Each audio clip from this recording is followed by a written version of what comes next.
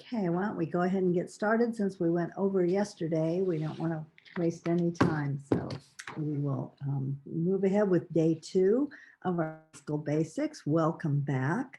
And for those of you that were here yesterday, and if you're new, welcome to today's presentation. Yesterday we looked at, this is, by the way, this is Bonnie McFarland, our state and federal programs and LCAP unit, and our team is here backing me up. And we'll be focusing today, we'll be moving forward. Yesterday we kind of looked at the fiscal and program staff and how that they need to work together in terms of planning to collaborate and ensure appropriate and effective use of funds and to leverage multiple fund sources that you receive in your district. So that was the focus primarily of yesterday. And today we're going to go deeper into the federal requirements specifically. So today will be a little less big picture and a little more detail. But before we get started, just a couple things. We had only a couple questions yesterday, so we're not going to send out any FAQs. There were just actually 2. One had to do with posting, and yes, the slides and the recording will be posted on our website, and we'll put that link in the chat. And also, there was another question. The only other content-related question had to do with sort of what's been the ongoing question this year, and that's about CARES, equitable services requirements and funding. And so just to clarify, if you've been confused about that, you are not alone. We got conflicting guidance from the U.S. Department of Education, which led to multiple lawsuits on the issue of how those funds should be allocated. We now do have final clarity on that, and the funds are based on the number of low-income students attending private schools in your Title I school attendance areas, just like it says in the same manner as Title I. So it's low income, not total enrollment. So that was a question, and we've gotten a few emails on that too. So hopefully that helps. All right, as again today, put your questions in the chat and we'll respond to them if there are a lot of them. If not, we can maybe just answer them in our final presentation. So, as I said, yesterday we talked about the connection between program planning and budget and ways of leveraging resources and the importance of knowing program and fiscal requirements to support the most effective use of those funds.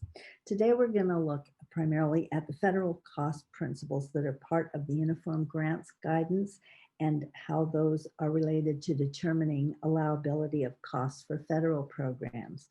We're also going to look at some cost allocation terms, and we're going to go through that quite a bit more in depth. Right? So let's get started. And we're going to start by reviewing the basic cost principles that are in the Uniform Guidance that are used to determine allowability of costs for federal programs. And keep in mind, as we said, the Uniform Guidance is your first cut at basic requirements. Then you have to go to the program to look at more detailed information. And just as a reminder, on the next slide, what the Uniform Grants Guidance is, you hear a lot of different terms for it. It's found in section 200, the Code of Federal Regulations. It's also, its long name is the Uniform Administrative Requirements, Cost Principles, and Audit Requirements for Federal Awards. So that really describes what it is, located in the Code of Federal Regulation and often called the Uniform Grants Guidance as a short term for it, or UGG as the initials. This is the guidance that would be the basis for any Office of Inspector General audit that your district or LEA may receive. So that's another reason why they're very important. So it's the next slide, look at what it is. And the Uniform Grants Guidance really are regulations. They come out of the Office of Management and Budget. And again, as we said, they apply to all federal programs. And in the past, just in case you have been around a while or come into a district where you have some old material, this was based on former Office of Management and Budget circulars. So if you have policies, procedures, or anything that you've developed that has a reference to OMB A87. That is the old documents. And if that's the case, you probably need to update those policies, procedures, whatever references them. Because if you were to have a review, that would be sort of a red flag saying, doesn't look like this LEA has updated their procedures for a while. So just a heads up on that. You'll find some of the requirements in there are specific to universities and IHEs, but usually you can tell when those are specific to those agencies. The guidance was updated last year. It was originally 2015 when it first came out and was combined from the OMB circulars. But last year, effective as of November, just of 2020, it was updated. And we have in our handouts and posted on our website is a crosswalk of the changes. So you can see what sections were changed, and also indicates which were significant changes, which were minor changes. And if you have a particular area, you can focus in specifically and look what changed on it. Most of them, many of them were not particularly related to our awards, but there were a few, particularly a greater focus on evaluation and of the effectiveness of grants and clarification of the use of funds for evaluation requirements. So now let's take a look at, we're going to focus in on section 400, and that's where the federal cost principles can be found. And this is important for anyone with oversight for federal programs because this section governs the basic requirements for allowability of costs.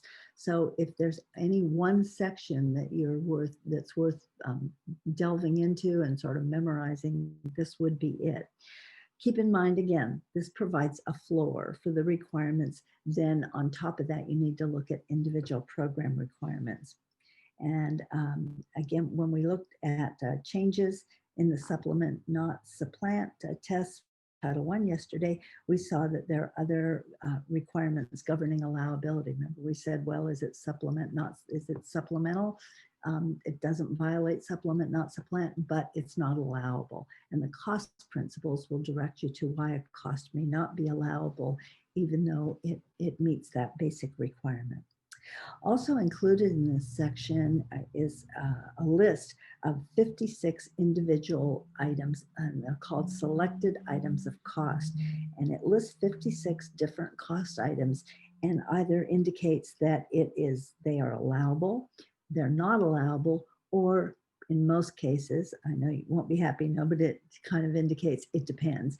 And the it depends often indicates the conditions under which that particular item may be allowable. Again, allowable given if it's allowable in the grant. But some things, and again, the example we always use is alcohol is number one in there, and that's an obvious no. But there are some others like advertising and such that aren't, it depends. So those are worth being aware of. You can go through and look at each of them. Okay. All right. So 3 terms you have likely heard if you've been working in federal programs are reasonable, necessary, and allocable. And this is where they come from. This is the first cost principle. So it's one that may be familiar to you, but it's foundational in considering and monitoring LEAs for allowability of costs. We're going to look at the meaning of these, though, and all the other principles in just a minute. Okay. So the purpose behind the cost principles is listed in the guidance. And essentially it's based on the premise that the LEA is the responsible party for efficient and effective administration of federal funds. And that comes through procedures listed on this slide. So we're looking at efficient and effective management practices. So it's expected that you have practices in place that follow good business procedures. Second, that you're administering your awards consistent with underlying agreements, objectives, terms, and conditions. What that means is you're following the rules of the individual programs. That'd be Title I, II, III, whatever it might be. And then that you have accounting practices that are consistent with the cost principles, which we'll look at. And documentation is part of those requirements, that you're documenting and maintaining documentation of all costs. Finally, employing sound organization and management techniques based on the entity's unique characteristics. And this particularly you would see addressed in the internal controls, which we'll look at tomorrow. Internal controls are your individual agency's review of possible areas where you might be liable for fraud, waste, or abuse, and how you put systems in place to avoid that. And then finally, that LEAs are not to earn or keep a profit, unless for some reason that's authorized by an award, but you're not to make a profit on your federal funds. So these are kind of the fundamental basis for the cost principles. So let's take a look at the factors affecting the allowability of costs. And these are all, we'll look at each of them individually, but these are all the areas listed. And to be allowable, a cost needs to meet all of these criteria. So let's take a look and delve into them. And these are all listed in, again, 200, section 403. So again, we said this one gets a star because it's kind of the biggie, because it encompasses three big ideas: that a cost must be necessary and reasonable for the performance of the award and allocable to the award under these principles. So let's parse that out and look what that means, because it's a short statement, but there's a lot packed in there. All right. First of all, just for practical purposes, why do I care? Well, one reason you care is because it's in the fiscal monitoring instrument for federal program monitoring, FPM. You'll notice fiscal monitoring item number 2 talks about allowable costs. And in there, you'll see that language. It must be reasonable, necessary, and allowable in accordance with the statutes and regulations and program plans. So the principles are embedded in the FPM instrument, and they'll be using that as a test for allowability. So let's take a look at what they look at. And this is the evidence request that CDE looks for under this particular item. And this gives you a hint as to what you need to be considering. You see 3 requirements related to policies and procedures. And that reflects OMB's focus on the district responsibility for developing your own policies and procedures and following those policies and procedures. So if there are required policies and procedures, which we'll look at tomorrow, that must be in place, but not only they need to be in place, the test will be, are you following those procedures? So you can see that you have here a test, procedures for allowability. And that would mean, how do you determine if a cost is allowable? Who's involved? What happens? Who checks? What's your process? That needs to be in writing. So they'll look for those policies and those procedures and say, okay, now show me how that works in practice. They'll look at certain costs and say, how did you apply those procedures? The other is procurement. And there are requirements for how you're purchasing goods and services and what those policies and procedures are. And there's a significant portion of the grants guidance reviews what's required in those procedures. And then the third are travel policies and procedures. Right? So the question is, how do you ensure purchases and payments are legal and not subject to waste, fraud, and abuse? And what are your policies and how are they implemented? You'll also saw in there that it addressed school plans, because they're also essential to determining if a cost is allowable. So start with reasonableness. What is reasonableness? And you can see the definition sounds like something from a court case, right? The prudent person test. And part of this involves sound business practices, and that includes processes to ensure that the agency is paying a fair price for goods and services. All right, and on the next slide, we'll take a look at go a little bit deeper into what the prudent person test is, okay? So this is from something called the Yellow Book, and the Yellow Book is the auditor's guide for reviewing. It's a support document for auditors about allowability of costs.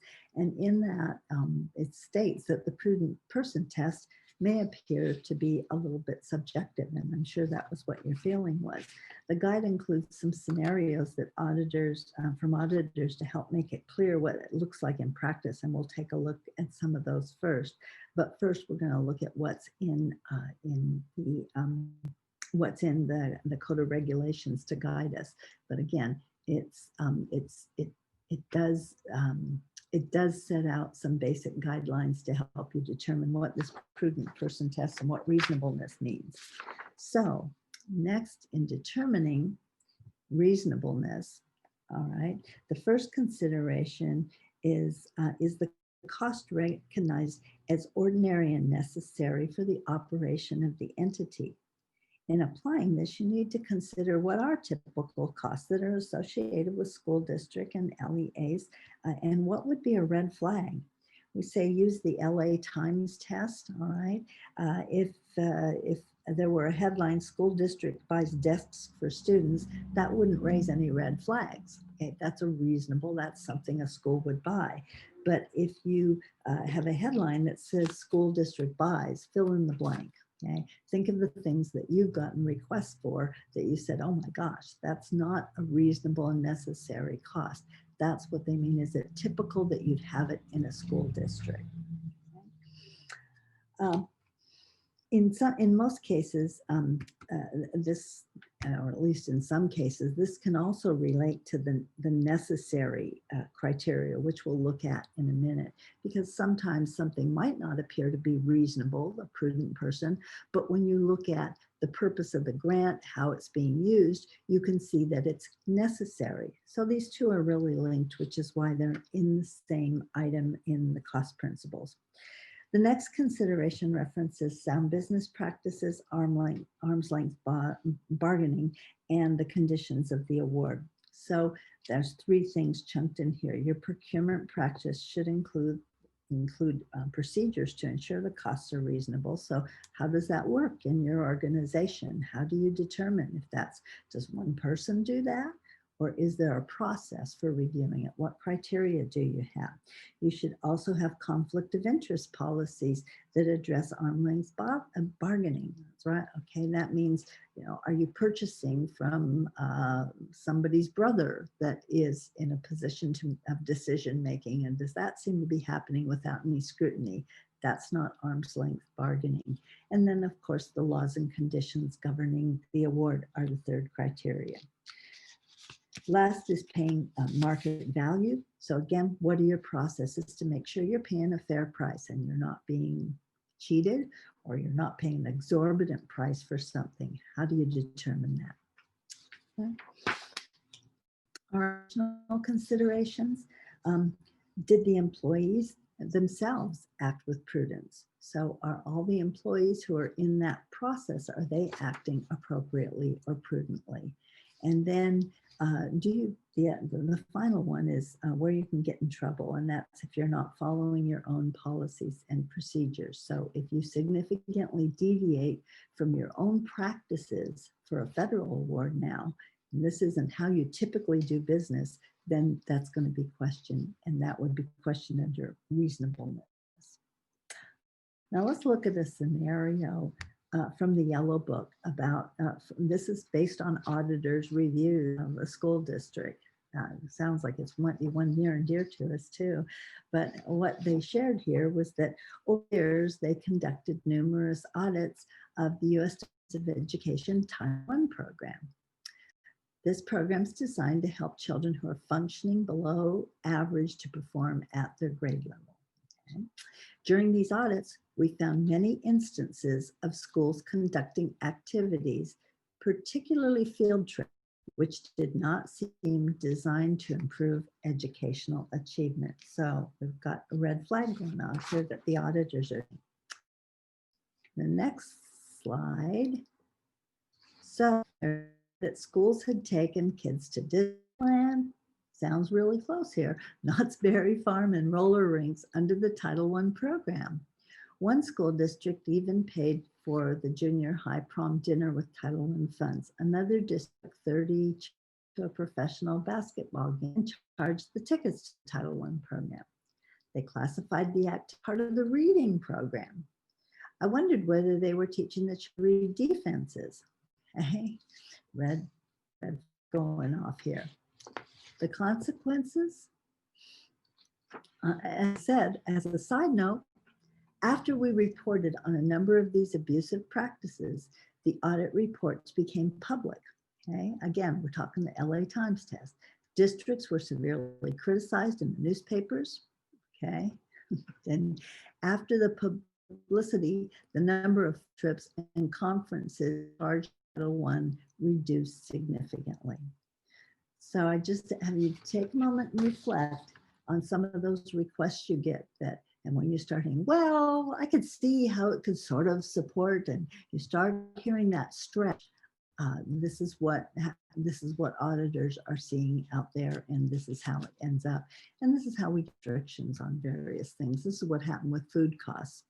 A number of exorbitant costs were found for food that was over the top, and as a result, we now got memorandums, and we got direction from the department about food, about reductions in the use of funds for food costs. So that's how it happens. All right, so just an example direct from an auditor. So let's move on to necessary. So is a cost necessary, and how do we know? Okay. And this is one reason why the Fiscal Monitoring Office looks at school plans under fiscal monitoring item number 2. You may wonder, this is a fiscal review. Why do they care about school plans? Well, that's the first consideration as to whether a cost is necessary under the Title I program. For other programs, you need to think about what plans or descriptions support the cost as necessary. And again, reasonable and necessary, as we mentioned, they're related because the test might tell you basic low-end, say, computing devices is the most reasonable in terms of cost. Okay? We need computers, and you might say, well, but these are the best, these are the cheapest ones. However, the school or district may have a plan that describes the use of the equipment that requires a more sophisticated device. Therefore, necessary comes into play. And in that case, you could make a case that that was necessary based on the use in the grant. Okay? And again, the challenge here is the rationales you get that go all over the place about people want to purchase something. They sort of put it on you. You are sometimes the decision makers on that, and they get expenditures that are really top, and they can't back up the necessary part of it. So you need to think about where are your program descriptions, site plans, district plans, what other documents do you have? And for Title I school-wide program, this is a huge issue because the plan is the audit document. All right, additional criteria for necessary. Does the LEA have other resources that would suffice? Okay, so under this section, the question is, and this is under procurement, okay, but it is related. It's not in the cost principles. It's under the section under procurement standards, and you should have this in your policies and procedures. But you need procedures that avoid acquisition of unnecessary or duplicative items. So the question becomes, what process do you as an LEA have in place that when an order comes through for something, you have a way of checking to see, wait a minute, we have 27 of those in the storeroom that were just bought last year and that are certainly could be used for that. How do you avoid not duplicating costs or buying unnecessary equipment? So something to keep in mind that needs to be in your policy. All right. Last in this number 1 is allocable costs. What does that mean? And this means that the cost must directly support the benefit of the program funding it. Is it being purchased specifically to support activities in the program? And we're going to look a little bit later at the definition of direct costs, but direct costs and allocability are intrinsically linked. And if a cost is split funded, that's another thing to be careful of. We'll take a look at that in just a minute. But you have to be able to show that particular cost is actually supporting the grant program. And you can do that through plans. You can do that through through some kind of documentation that shows what the purpose of the program is, what you're doing, but it needs to benefit the federal award directly. So let's look at split funding. Okay, so allocable means that you need to have a proportionate share charged to each of the programs. Okay?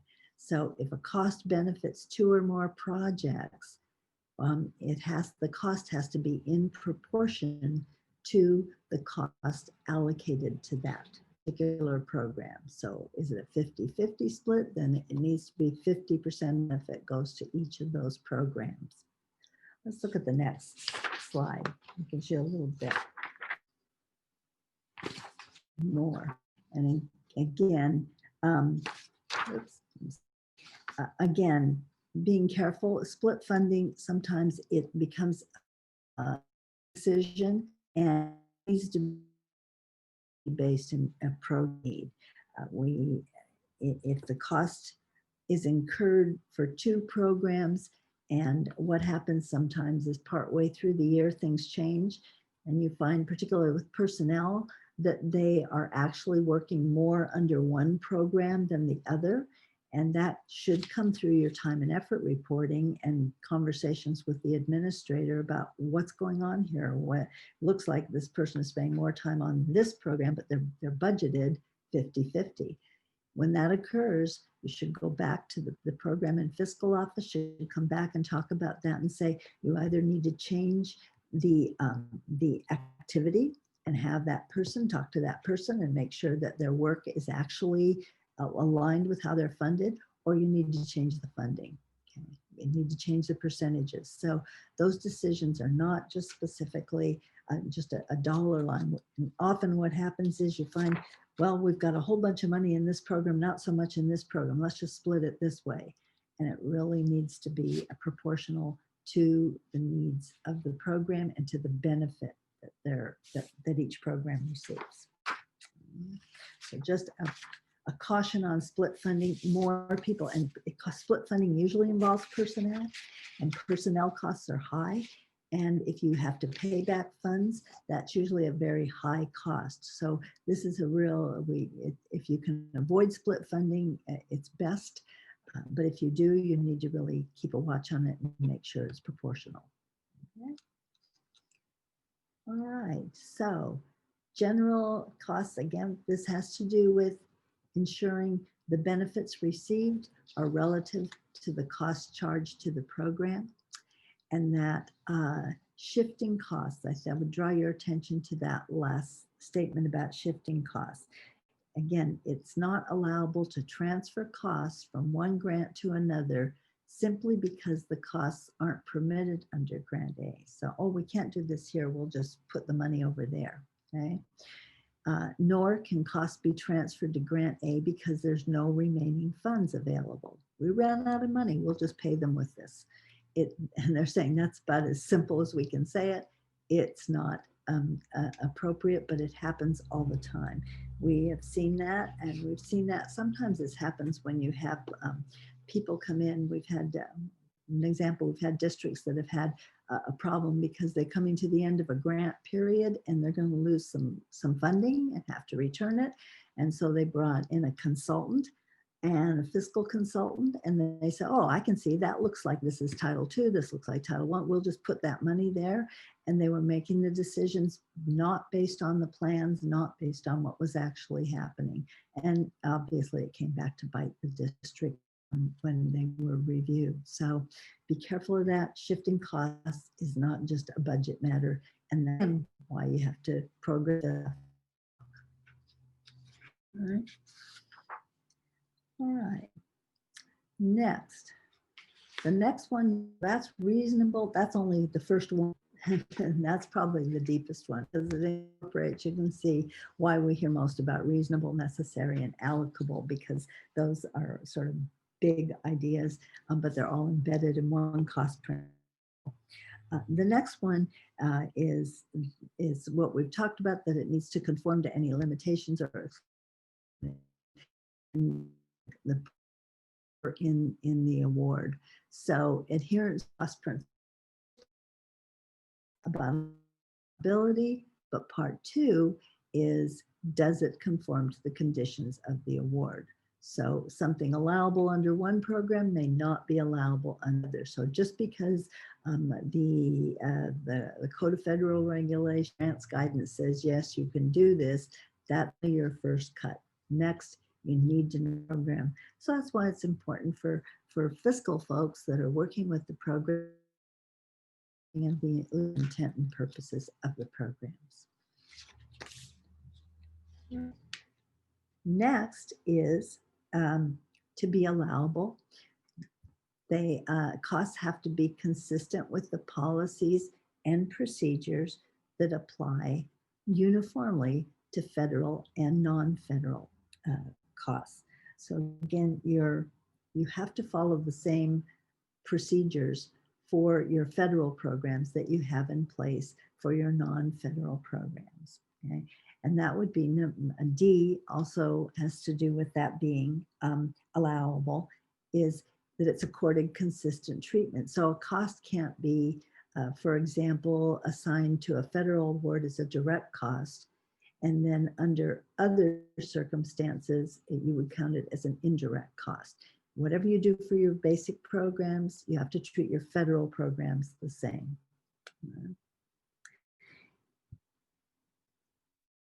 And sometimes I think sometimes we'll hear this, well, allowed in the district normally, but this is federal money. So that's, oops, could we back up one, I think? Oh, okay. The last one is just, again, in accordance with GAAP, and that's what accounting principles, that's what you follow best. So just following accounting principles. Good. Sorry. All right, go ahead. Okay. This also applies to the application of indirect. Okay, you have to be consistently. First question is, how does your LEA define indirect cost? In this example, they're saying if the LEA treats supply as an indirect cost, then all the supplies should be considered indirect cost. You don't program for indirect costs, or the 3 program for, for office supply.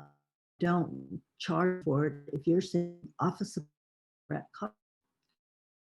So the fact that a particular award lists $500 for supplies wouldn't make them allowable as a direct cost. If you're saying we count also paper, pencils, things as indirect costs. However, okay, if we look at the last bullet, see that things like scratch pads, paper, such might be included. But say you have you receive a grant that requires printing a lot of brochures on really fancy paper, and that's part of the grant, that you're going to have brochures on rather expensive paper. It costs a lot more than typical paper. It would normally, because it's supplies, would normally be found under supplies, but in this case, not something that you'd normally have. So therefore, because you need it to implement the grant, then it wouldn't be a like cost. That fancy, expensive paper that you need for those brochures is going to be something that would be an action, because though you normally say paper is an indirect cost, in this case, this is different because it's more expensive. It's needed specifically for the grant. And, another example is on the next slide, has to do with like a postage. So probably postage in most districts is considered an indirect cost. And that's, you just absorb that as an indirect cost. You don't charge each program for it. It's part of how you do business. But maybe you get a grant, and the grant requires you to do like a nationwide survey. And normally the organization might spend, $10,000 a year total for mailing. And in this case, it's going to cost $5,000 just for this grant. Well, you can charge the mail costs as a direct charge because the circumstances aren't the same. You're doing a huge mailing. This isn't typical, so it's atypical. But just make sure that you have a rationale if you're doing something outside your policy. So the question becomes, have you defined indirect costs, what they are and how those are allocated?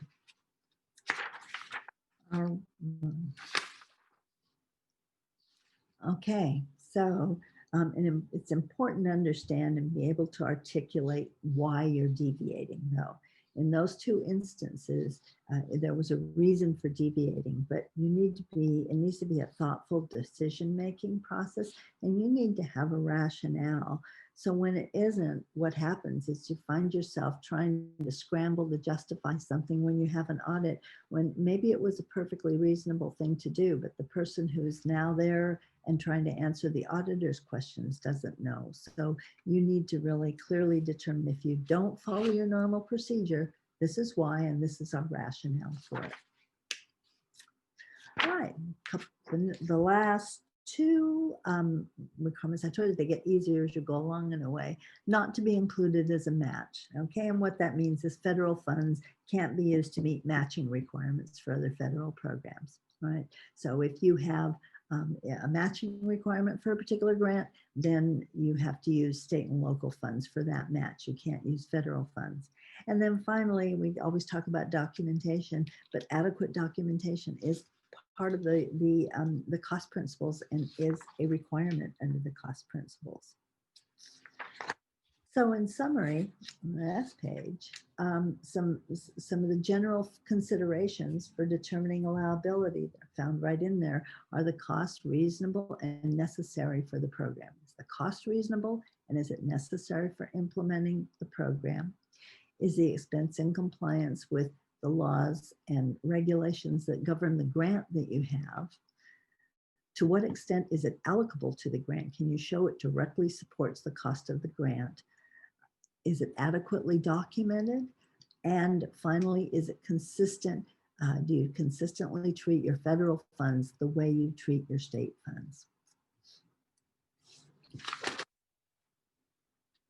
So, consider, that's a good one. So finally, you can consider how, think about, and this is just kind of a takeaway, how can the knowledge of the cost principles be helpful in working with program and fiscals and site staff in determining allowability of costs? When you get those questions, can I do this? Can I do that? How can you use the cost principles to educate people and support them? And what misunderstandings do your stakeholders have about how you determine an allowable cost? Okay, you're not probably going to go into the depth that we have here, but how do you use these to help people understand what is going to be an allowable cost and why it may not be, and what they should be considering before they make a request for a purchase? Right. So we're going to move on and take a look. Oh, doing much better than yesterday. Cost allocation terms. All right. There's some terminology, and some of it we've referred to already, and it perhaps needs some clarification, because these terms are used in relation to the cost principles. So the next slide kind of shows a list of the terms that we're going to take a look at. And each of these terms has some specific meanings that can sometimes be confusing and apply to what we just talked about. So let's start with direct costs. And direct costs fit with a lot of what we've just been talking about. It came from our previous discussion in the cost principles. And what's important to understand here is the determination of whether a cost is considered a direct cost isn't about the nature of the cost. It isn't whether it's a book, an instructional aid. It isn't about what it is, but it's about how it connects to the award. So you can't say these items are direct costs. It has to do with the function and how that item is used. So a direct cost can either be administrative or instructional in nature, right? But it needs to be directly supporting the cost. A plan can be important in defining what direct costs are.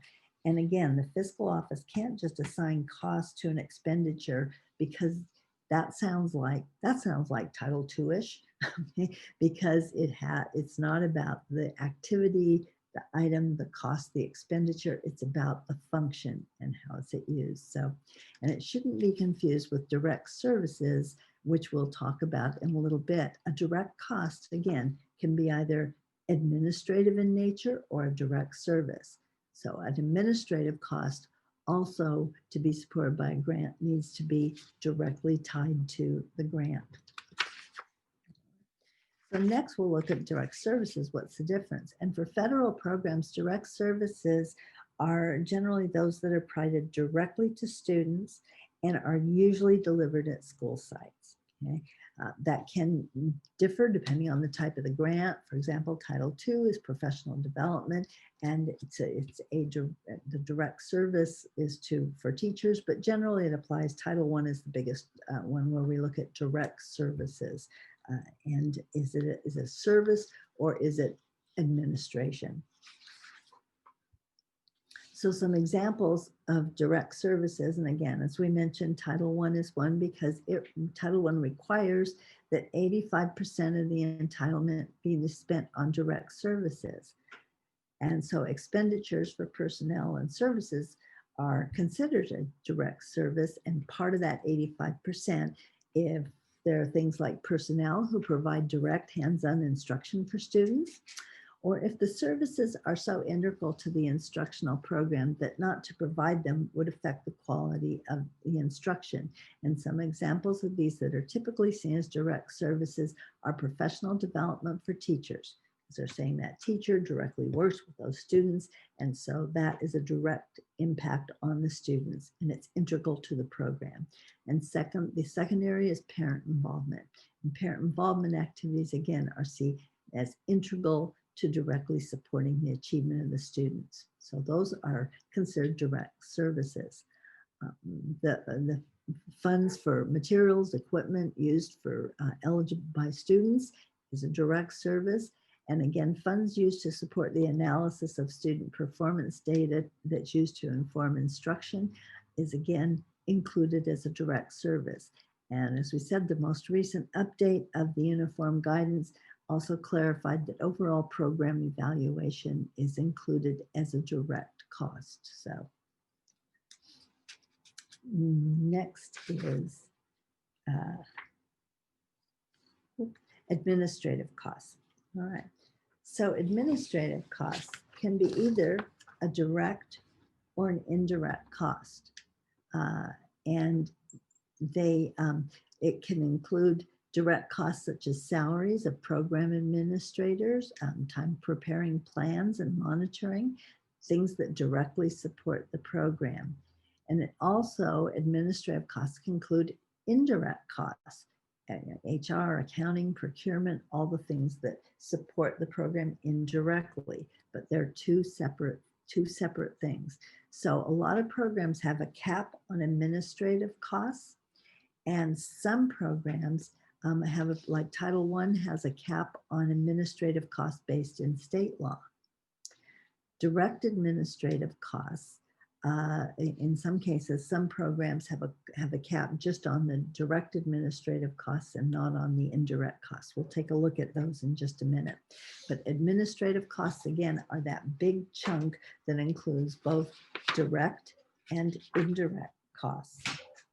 So let's look at indirect costs. We see direct administrative costs directly tied to the program, direct support, an administrator or support staff that directly does something that supports the program.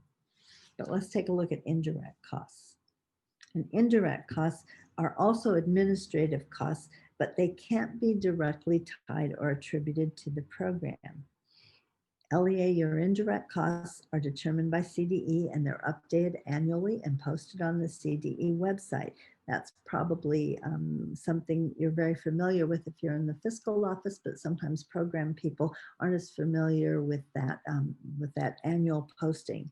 And it's important because the amount of the indirect costs can affect your program administration costs available. So as we saw earlier, it's important to know that an expense can't be charged as both a direct and an indirect cost. It's one or the other. And districts, often what we see is LEAs don't really consider what are they considering as an indirect cost. And that's why sometimes they have a finding because they're charging a program for a cost that really is part of their indirect cost rate. So. All right. right, so this kind of gives you a picture of how this works in terms of administrative cost caps. Okay? For some federal programs, administrative caps are applied to both your direct and indirect costs as a whole. So for example, that's what Title I has a state imposed 15% indirect cost rate. It would be that top big box. That's on all administrative costs. So you have to take what's your indirect cost and whatever the district is charging for indirect costs, what's left is what you have left over for direct administration. But together, the two of them can't exceed 15%. However, under ESSA, things changed for some programs. So for other programs, the administrative cap only applies to direct administration. That's because in ESSA, they threw in one little word in the law, direct, before administration. So for some programs, the administrative cap only applies to direct administration, and the district can take their full indirect cost rate. And that applies to two particularly Title III, English learner programs, and for Title IV. So those two programs have a 2% cap on direct administration. So it's a very low direct administrative cost cap, but you can charge your full indirect cost cap. In the past, for Title III, you could only charge 2% for both of them. So that was a significant change. Now, Title II is interesting. It has no legislated administrative cost cap. So what CDE does in that case is they generally apply the reasonableness rule from the cost principles, and they use 15% as a cap. So an LEA would be questioned if their overall administrative costs exceed 15% on Title II, even though there's no legislative cap. So you probably could make a case if you wanted to fight it that you're taking more, but you would have to demonstrate that to the department because they're going to question anything above 15%. So why is this important? Well, again, as we said, because some programs have caps on their administrative costs, you need to know if there's a cap, and it means that the funds beyond that cap have to be spent on direct services. So that's why it's important to know the difference between a direct service and just a direct cost. And again, as we mentioned, if a federal program doesn't have a legislative cap, usually CDE has been using the reasonableness at 15% as the cap. So why is it important to a program person? Well, because when that indirect cost, if your cap is for both direct administration and indirect costs, the higher the indirect cost rate goes, the less you have available to administer the program.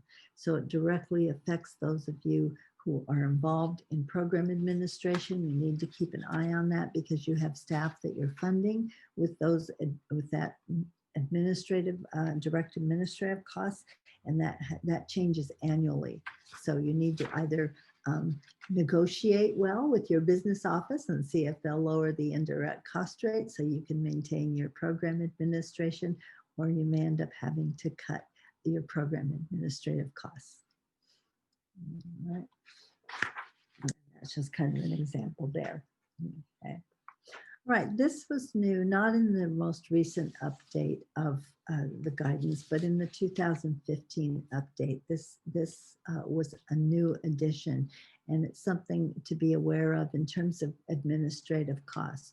So according to the guidance, salaries of your administrative or clerical staff should normally be treated as indirect costs.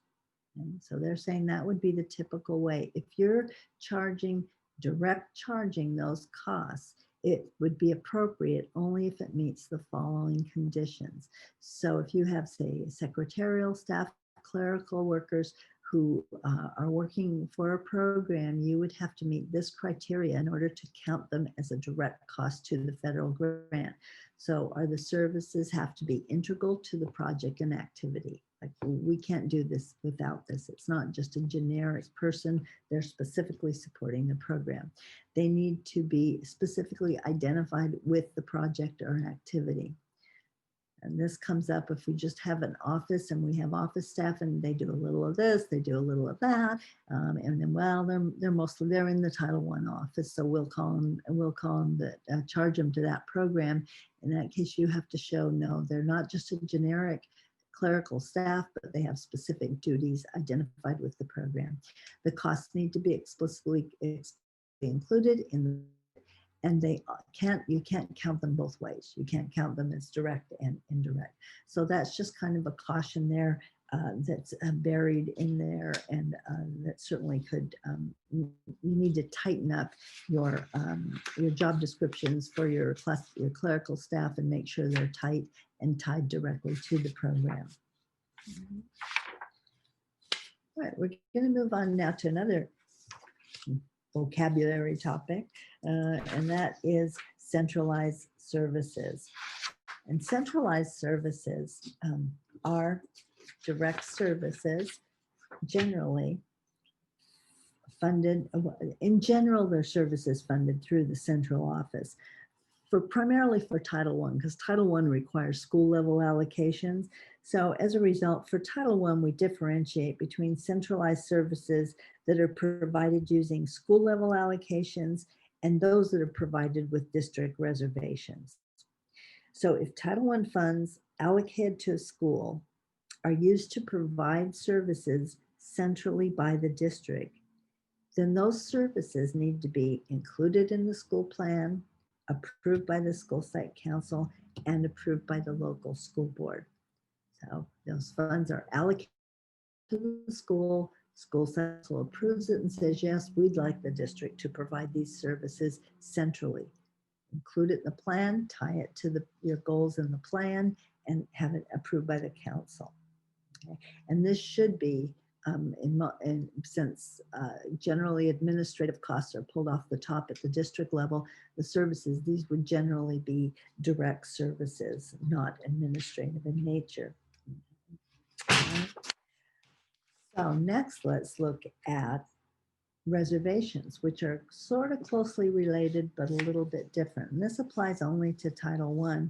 Title I allows districts and requires, in some cases, to reserve funds off the top prior to allocating the funds to schools. Okay, so other than your reservation for administrative costs, all the others have to be for direct services and only at Title I schools.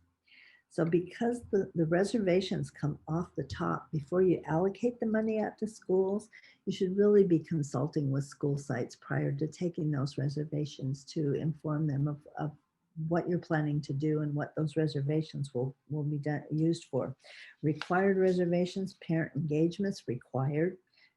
And LEAs have to receive at least 1%, unless they're smaller districts that receive a smaller amount. They don't have to, but for most districts, 1% with at least 90% allocated out to the sites. And also there's a requirement for homeless reservations. But there are also allowable reservations or authorized reservations. Districts can pull funds to provide services to Title I schools from the district level prior to sending those out to schools. In that case, there's no school site council involvement required. However, the fiscal monitoring office has told us that those funds and those services should be reflected in the school's school plan. So I think let's look at the two together. Okay. So the question comes up, well, when would it make sense for something to be a centralized service, and when would I want to pull it as a reservation? And some questions, some things to think about is, first of all, centralized services taken from school level allocations are really the most transparent option because they require school site council approval, involvement of the school community. They're based on the identified needs. And so really that's the most transparent and most open way to go. However, reservations could be if the district wants to provide some sort of targeted support or intervention to some or all of its schools, and can provide it more effectively from the district level. So we want to really target intervention. We want to maybe focus on certain schools. And in those cases, it might make sense to take that as a reservation off the top. Some other considerations might be put in your planning. Are schools using their funds effectively in a timely manner? You know, we have schools that sometimes you see the funds don't get spent every year, and some districts have decided we're going to pull some of those funds for a centralized reservation and provide them from the district office. And then also you might be looking at effectiveness of services. Maybe you want to really do some in-depth work at a school that's really struggling. So those are some differences, but it's something to consider. Two different ways that you can operate a program from the district office. All of them have to be at Title I schools, but significantly different is the process for making that happen. All right, our last topic has to do with obligations. And obligations obligations and the period of availability, they kind of go together. So we're going to look at most. First of all, federal and state fiscal years, as you know, don't align. So while budgets, typically you have budgets at school level go through July 1 through June 30th, the federal fiscal year starts October 1st and ends September 30th. So there's that overlap. Federal funds under ESSA have a 27-month period of availability. And after that time, they have to return to the federal treasury. Okay? This is called this period of performance, or the period of availability is this 27-month period. The reason it's 7 months is something called the Tidings Amendment, which gave an additional year for schools to spend the other than, so instead of a 12-month period to spend the funds, you have 27 months, an additional year plus the 3 months that's different between the state and federal years. So you have, for all awards, that's the total amount. Then we also have something called forward funding that protects schools a bit. Funds are actually appropriated by Congress in the fall. You know, sometimes it gets to be about December before they finally get a federal budget. But once they get a federal budget, for some agencies, you often hear about shutdowns and the fear of a shutdown when the budget isn't passed. And that's because for many agencies, they are not forward funded. Their funding comes to an end at the end of that period, and they're waiting for more money. And that's why you hear people being, laid off, or they can't continue their services. For schools, we have some wiggle room because the funds are appropriated supposedly between September and December, somewhere in there they come through, and they don't hit us until June. And so we kind of get a heads up on when the funds are coming, and we have a grace period there. So the other thing to keep in mind, some federal funds, really primarily Title I, have a carryover limitation. So they are available to you for 27 months, but you have to spend 85% of them in the first year unless you receive a waiver. So on the next slide, this kind of shows how this looks in a chart form. All right. And as you'll notice, there's a big X there because things changed this year. Our federal flexibility waiver extended the period of availability for 18-19 funds for an additional year. But this is how it kind of plays out. We received 18-19 funds in July 1 of 2018. So you had them for a full year, 12 months to June of 2019. And then you have them for an additional year through June of 2020. So that gives you their 24 months. Those funds were set to expire that should be on September 30th, 2020. They were supposed to, which is the additional 3 months from June to September. That's crossed out because the flexibility waiver allowed LEAs to maintain those funds for an additional year through September of 2021.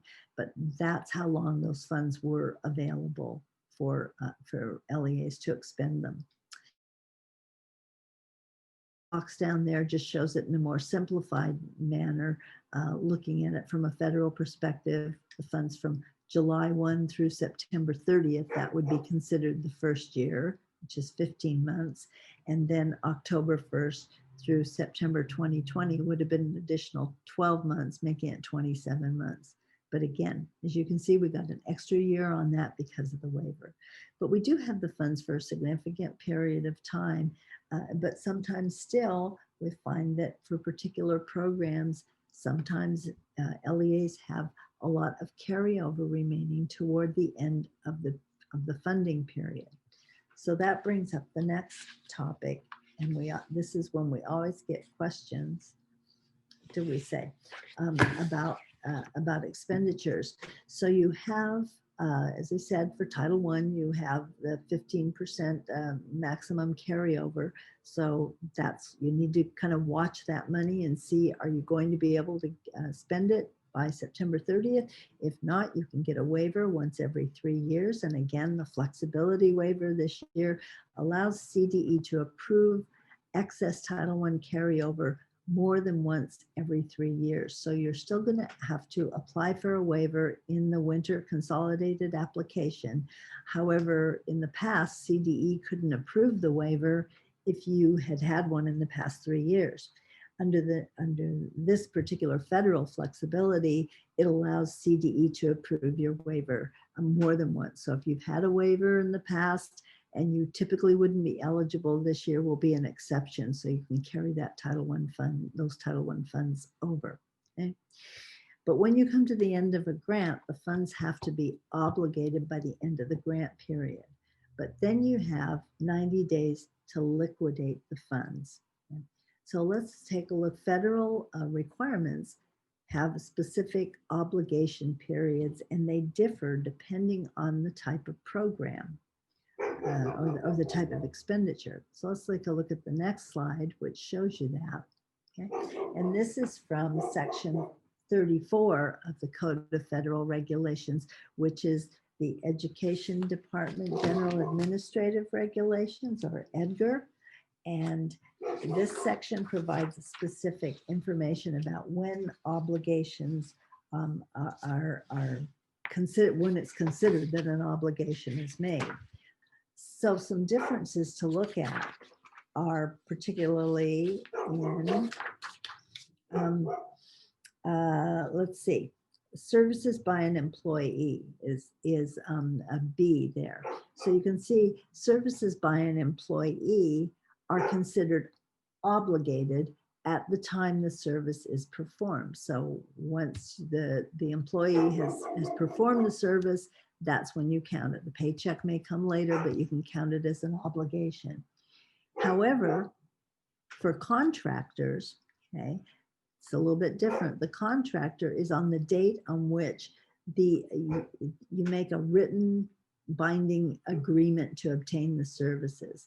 So if you contract with a provider and that contract's in writing, solid contract, the date of the contract is the date of the obligation. However, then you have 90 days to liquidate or spend those funds. Okay, so different for an employer. Some others to look at, the same is true for purchases. So we say the purchases have to be, you have to have an agreement that you're to pay. So usually, the purchaser, whatever you have, yes, we have put the order in and we have an agreement, it's coming, we're gonna pay it. You don't have to pay the bill, and at the end of the grant period, you have 90 days to pay the bill if you have an obligation or an agreement. Now, the other one, which doesn't have much importance right now, but usually does, that is odd, is travel. And travel is kind of the opposite of some of the others. Travel is although you might be purchasing tickets, making reservations, and having to pay money out for those costs, the obligation can only occur when the travel is taken. So in this case, you may be incurring expenses for travel before the funds can actually be considered obligated. So this chart, we always pull it out usually, toward the end of the grant period, or around before September 30th, and districts and LEAs need to to see what funds they can incur and what they can obligate in time for the end of the grant period. All right. Okay, I was just looking. We do have the slides posted. Okay, I've got a question about, let's see if we can address some, because there aren't, there aren't as many. Question about function. Okay, yeah, I see, and we talked about that, and that was in relation to, I believe, direct costs. And what the, I think we're talking about function is, what does that particularly applies to employees, but it's not what the employee's job is as a teacher, an instructional aide. It's not the definition of what that person is. In terms of a purchase, it's not the definition of what the thing is that makes it allowable or not. The question is how is that used to support the grant? So you can have the same either item that's purchased or the same job description, the same position, and one would be supporting a grant and one would not, depending on what they do. Do you tutor English learners? Or do you provide professional development? What is the function? So that's all that is, it sounds like. Anything else? I don't see anything unless the team came up with anything else that you, and maybe you already answered in there. Okay, so tomorrow, what we're going to be looking at are policies and procedures and requirements, federal requirements for policies and procedures. We're going to be looking at internal controls, which is another section of the grants guidance. And those are going to be the two key areas for tomorrow that we're going to be looking at. So, hooray. We went late yesterday, but got early today, so I think it all evened out. All right. We will leave it open in case you have any questions, and we'll follow up with them tomorrow. And thank you again for joining us.